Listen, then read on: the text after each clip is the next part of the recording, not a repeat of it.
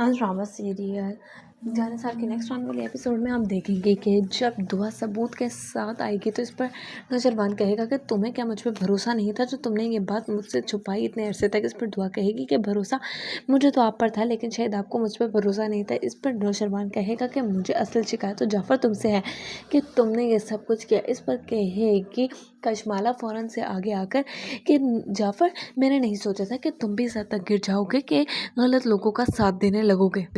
इस पर जाफ़र कहेगा ये आप क्या कह रही हैं। इस पर कहेगी कशमाला कि मैं बिल्कुल ठीक कह रही हूँ, तुम भी इनके गुनाह में बराबर के शरीक होने वाले हो, तभी तो तुम इस सरफराज को लेकर आए, इसीलिए तो तुमने झूठी गवाही पेश की है यहाँ पर सबके सामने। इतनी ही देर में वहाँ पर बाबा सही आ जाएगा और वो कहेगा कि कोई भी झूठी गवाही तुम्हारे खिलाफ नहीं पेश कर रहा, बल्कि तुमने जो ज़ावियार के साथ किया उसके लिए तो मैं भी तुम्हें कभी माफ़ नहीं करूँगा।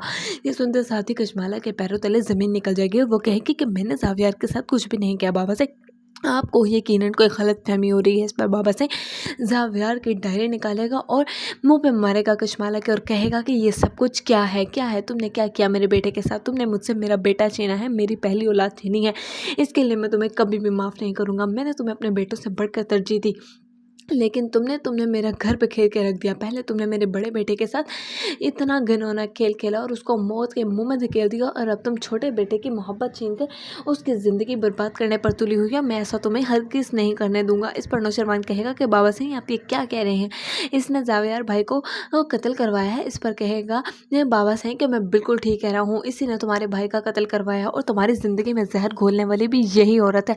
ये मनहूस लड़की है, जब से हमारी ज़िंदगियों में आई है इसने हमारे घर का आशियाना बिखेर कर रख दिया है, मैं इसको कभी माफ़ नहीं करूँगा।